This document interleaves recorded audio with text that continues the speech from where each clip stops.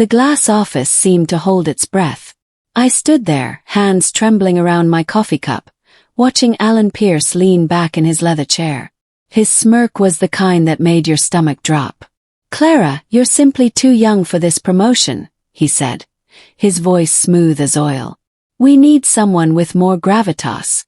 Someone established." The words hit me like a physical blow. Around the conference table, my entire team watched in silence. I could feel their eyes on me, could sense their shock matching my own. My chest tightened as I forced a smile, the kind you wear when your world is crashing down but you need everyone to think you're fine. Inside, everything shattered. I don't remember walking back to my desk. The next thing I knew, I was sitting in the conference room chair, staring at nothing. My hands wouldn't stop shaking. Did that just happen? I kept asking myself, the words repeating like a broken record. My team stood nearby, uncertain whether to approach me or give me space. The sting wasn't just professional, it cut deeper than that. This was personal. Alan had looked me in the eye and essentially said I wasn't good enough. Not my work. Not my skills. Me. How dare he? The anger started building then, quiet and cold underneath the shock. I'd given everything to this company. Late nights, missed dinners, weekend calls. And this was how they repaid loyalty. That evening, alone in my apartment, the realization hit me harder than the initial rejection. This wasn't just about a promotion. This was about my life, my career, my entire identity being dismissed in front of everyone who mattered at work. The humiliation burned. But something else emerged too, clarity. My name is Clara Benson, and I was 28 years old with 8 years of professional experience. I'd built 3 successful divisions from scratch. I'd closed deals worth millions. And some 50-year-old man who coasted on his reputation had just told me I wasn't ready. That moment crystallized something inside me. I made a decision right there, sitting in the dark of my living room. This wasn't over. Not by a long shot. 2 years earlier, I had been the rising star of Pinnacle Solutions. Every project I touched thrived and grew. Every client pitch I led closed successfully. I poured blood, sweat, and tears into proving I belonged in that corner office on the executive floor. Colleagues knew it. Clients knew it. Everyone except Alan seemed to understand my value. Back then I was hungry but hopeful. I believed in meritocracy. I believed hard work meant something. I believed that if you performed well enough, recognition would follow naturally. I was so naive. Alan had hired me himself, fresh out of graduate school. He'd been my mentor once, showing me the ropes, teaching me how corporate politics worked. I trusted him completely. The undermining started subtly, almost too subtle to notice at first. I'd suggest an idea in a meeting, and Alan would nod politely, then move on. 3 days later, he'd present that same idea as his own, and everyone would praise his brilliance. I trained 3 junior employees who went on to receive promotions I was promised. I'd mentor them, teach them everything, and then watch them climb past me. Each slight was small enough to dismiss individually. But they accumulated, one on top of another, like stones pressing down on my chest. I told myself I was imagining things. I told myself that Alan was still my mentor, still my advocate. But deep down I knew the truth. Something had shifted between us, and I couldn't figure out why. The late nights started becoming routine. I'd stay at the office until 9, 10, sometimes 11 at night. Meanwhile, my peers would celebrate their promotions at happy hours I wasn't invited to. Mentally, I was exhausted. Emotionally, I was furious. Every achievement felt hollow because it seemed like no one truly saw it. The injustice was unbearable. I'd watch less experienced people move up while I remained stuck. Some nights, I'd sit at my desk after everyone left, asking myself what was wrong with me. Was I not smart enough? Not likable enough? Not enough of something? I never said anything to anyone. I kept my composure at work, wore my professional mask, and saved my frustration for home. But that mask was becoming harder to wear every single day. The public humiliation came during a quarterly meeting in front of the entire company. I was presenting our division's quarterly results, walking through our growth metrics and client satisfaction scores. Everything was strong. We were outperforming targets by 18%. I was 3 slides in, gaining confidence, when Alan interrupted me. He actually interrupted me mid-sentence. "Maybe someone with more experience should finish this," he said, his voice dripping with false concern. My face burned. My hands shook. The room went absolutely silent. All 200 employees watching the moment my boss essentially called me incompetent in front of the entire company. That silence was deafening. I could see people shifting uncomfortably in their seats. Some looked embarrassed for me. Others looked away. That moment crystallized everything in my mind. I would not be invisible. I would not be dismissed. And I would not let this man determine my future. That week, I started applying to other positions discreetly. I couldn't let Alan know I was looking. That would only accelerate his attempts to push me out. I built connections quietly, reaching out to old contacts, mentors from my first few jobs, people in different industries. I was strategic about it. Every interview felt like a gamble. Would they see my potential, or would they look at my age and assume I was inexperienced? Some companies seemed impressed. Others were cautious. I was 28, which meant I was both an advantage and a liability. Young enough to be hungry and adaptable. Old enough to have real experience. But the age thing kept coming up, sometimes subtly, sometimes directly. How would I handle managing older employees? Did I have the gravitas for a senior role? The same words Alan had used. The breakthrough came when I landed a consulting project at Nexus Innovations, one of our direct competitors. It was small at first, just a short-term engagement to help them restructure their client relations division. But they were impressed by my efficiency, my vision, and how I handled pressure. Within weeks, they offered me a full-time position as Senior Manager of Client Strategy. The salary was 40% higher than what I was making at Pinnacle. The title was impressive. But more importantly, it was recognition. They saw me. They valued me. That taste of recognition felt intoxicating. I gave my 2 weeks' notice to Alan with a professional email. No drama. No explanation beyond what was necessary. I watched his response. First shock, then something that looked like concern. He scheduled a meeting to discuss, but I already had my mind made up. During that final meeting, Alan tried to convince me to stay. He offered me a raise. He offered me the promotion I'd been denied. He said things like, "We can work this out, and you're too valuable to lose." But it was too late. His words rang hollow now because I knew the truth. He only valued me because I was leaving. If I'd stayed, I'd still be invisible. I realized then that revenge wouldn't be spontaneous or emotional. It would be strategic. Every decision from that moment forward would advance my career while exposing Alan's arrogance and short-sightedness in due time. I didn't need to do anything dramatic. I just needed to be excellent at my new job, build my reputation, and let the universe handle the rest. I declined his offer and walked out of Pinnacle Solutions on a Friday afternoon, never looking back. At Nexus, things were different immediately. My boss, Victoria, actually listened to my ideas. She promoted them as mine, not as her own. When I worked late, she noticed and asked if I needed support.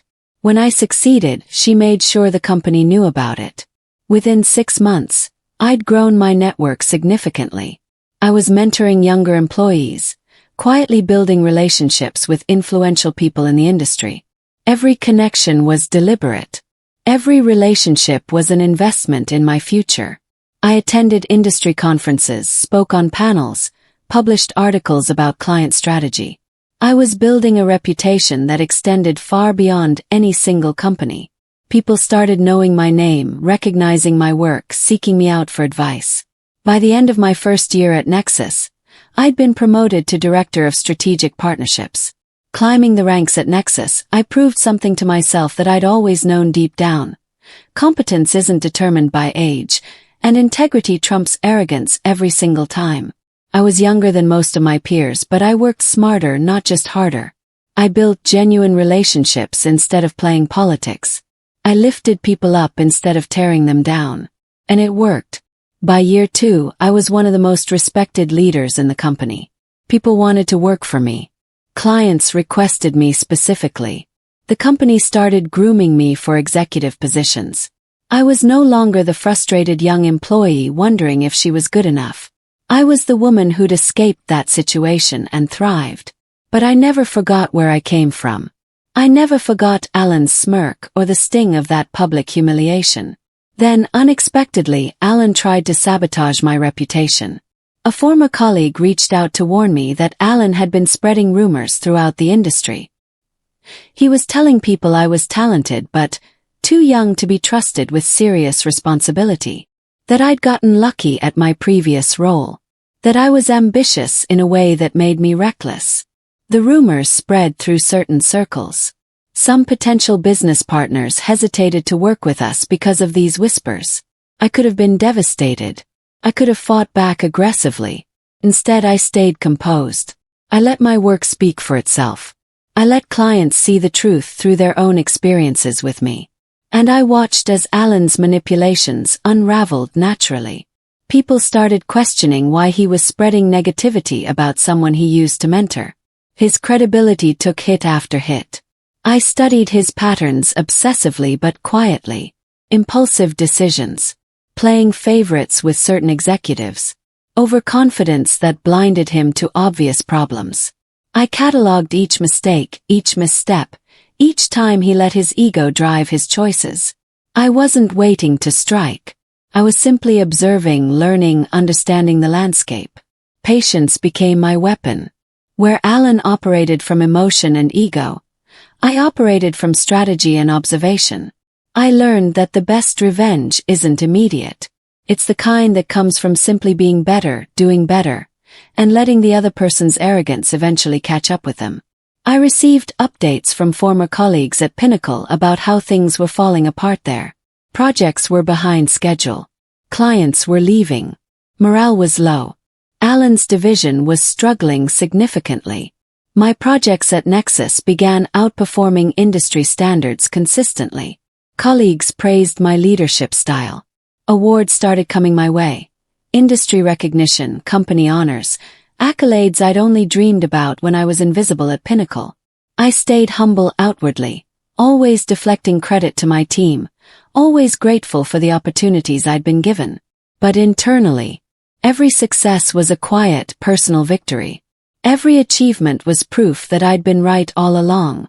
Every recognition was a response to Alan's dismissal. I was building the life he'd told me I couldn't have. I was becoming the leader he'd said I wasn't ready to be. And the best part was, I'd done it without compromising my integrity or becoming like him. An unexpected crisis hit my new firm in year 2. A major client discovered accounting irregularities with their previous vendor. They panicked. They were considering pulling out of a major initiative worth several $1 million. Victoria came to me in desperation.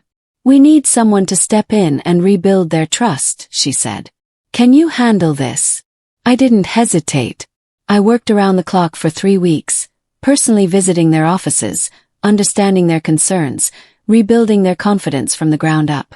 I solved the problem efficiently and thoroughly. When the dust settled, not only did the client stay, but they expanded their contract with us by 30%. That crisis became my defining moment at Nexus. The company saw me as the person who could handle anything. My credibility was cemented. 2 years after leaving Pinnacle, I was standing at a completely different place professionally and personally. I'd built something incredible. A reputation that extended across the industry. A network of powerful people who respected and valued me. A track record that spoke for itself. I was being headhunted by major companies. I was being asked to speak at conferences. I was becoming exactly the person I dreamed of becoming when I was sitting late at my desk at Pinnacle, wondering if I'd ever be enough. And the beautiful part, I hadn't needed to confront Alan directly. His own arrogance was being his undoing. His division at Pinnacle was falling apart. Clients were leaving. His reputation was suffering. The universe had a strange way of balancing things out. Then came the twist I wasn't expecting. A former colleague, someone I'd trained at Pinnacle, secretly sent me internal memos from the company. What I read shocked me. Alan had been systematically mismanaging projects and lying to the board about their status. He'd been taking credit for work his team had done while blaming them when things went wrong. He'd been making decisions that benefited him personally while hurting the company's long-term interests. He was on the brink of public failure. And the board was starting to notice. My plan to thrive had become intertwined with his inevitable collapse. I didn't orchestrate it. I didn't need to. His own incompetence was catching up with him, and there was nothing he could do to stop it. Over the following months, Alan's division began losing major clients. First, it was a mid-sized account that decided to take their business elsewhere. Then a larger client followed. Then another. Rumors of his incompetence spread through industry circles. People started questioning his leadership publicly. He grew desperate, making increasingly reckless decisions trying to salvage his reputation and his division. His panic was visible to anyone paying attention. He'd make grand promises to clients he couldn't deliver on. He'd reorganize his team every few months, blaming external factors instead of looking inward. The more he struggled, the more obvious it became that the problem was him, not his circumstances. Meanwhile, I kept building, kept succeeding. The contrast was stark. I received an invitation to a major industry conference where all the major players in our field would be present. Pinnacle was invited too. I knew Alan would be there. When I walked into that conference, I held my head high. I was there as a director of a successful company, a recognized leader, a respected voice in my field. I saw Alan across the room and he saw me. The look on his face told me everything. He knew. Somewhere deep down, he understood that he'd made a mistake letting me go. Seeing him struggle while I walked in with confidence and recognition was deeply satisfying. But I stayed composed and professional. I didn't gloat. I didn't seek him out. I simply existed in my success, which was the most powerful thing I could do. I strategically offered solutions in public forums at that conference that highlighted efficiency and modern best practices. Indirectly, these solutions exposed the limitations of outdated approaches, the kind of approaches Alan was still using. Colleagues and competitors noticed the stark contrast between my forward-thinking strategies and Alan's struggling division. People started paying attention to me differently. I wasn't the young woman anymore. I was the rising executive with proven results. Clients began requesting meetings with me. Companies started approaching me about positions. The momentum was building in ways I'd never anticipated. I was becoming the person everyone wanted on their team. Word came back to me through mutual contacts that Alan's desperation was becoming visible to everyone around him. His pride and ego had left him isolated within his own company. A senior client even questioned his leadership directly during a meeting, murmuring to the board, "Maybe it's time for a change." His position was becoming untenable. The board was losing confidence in him. His team was looking for jobs elsewhere. Everything he'd built on arrogance and politics was crumbling. I felt a strange mixture of emotions watching it unfold. Part of me felt satisfied. Part of me felt something closer to pity. He'd done this to himself, really. Then came the moment I never expected. Alan showed up at my office building one afternoon. I was called down to the lobby, confused about who needed to see me. And there he was, looking nothing like the confident VP who dismissed me 2 years ago. He looked smaller somehow, worn down by stress and failure. "Clara," he said, his voice hesitant and uncertain. "Can we talk?" We went to a coffee shop nearby, and he asked me directly, could I help him find a position at Nexus? He said he'd made mistakes. He said he'd handled things poorly with me. He said he knew I was successful now and respected my opinion. The irony was almost overwhelming. He was asking the woman he'd told was too young to help save his career. I responded carefully, professionally, and decisively. I didn't humiliate him. I didn't throw his words back in his face or remind him of every slight and dismissal. Instead, I simply told him the truth. I appreciate you coming to me, Alan, I said quietly. But I can't recommend you for a position at my company. Not because I'm angry or because I hold a grudge, but because you don't represent the values we operate by. You don't build people up. You tear them down when it serves you. That's not who we need here. I wished him well. I told him I hoped he found a good fit somewhere. And I meant it. But I also meant the rejection. His company recognized my leadership not long after, and I was promoted to Vice President of Strategic Partnerships. The corner office I'd dreamed about. It was finally mine. Looking back at that journey, I understood something fundamental. Alan's arrogance had led to his public and professional collapse, while I thrived, promoted, respected, empowered, and secure in my own worth. True power doesn't come from revenge or proving people wrong. It comes from patience, intelligence, and knowing your value so deeply that no one else's opinion can shake it. I'd learned that the best way to respond to dismissal wasn't to fight back immediately. It was to become undeniably excellent, to build a reputation that spoke for itself, to surround myself with people who valued me, and to let time reveal who was right all along. I'm 30 now, and I look back at that 28-year-old woman sitting in the dark of her apartment, heartbroken and angry with compassion. She didn't know then that her best days were ahead of her. She didn't know that being told she was too young would eventually become the fuel that propelled her forward. She didn't know that the universe had a way of balancing things out. But I know it now.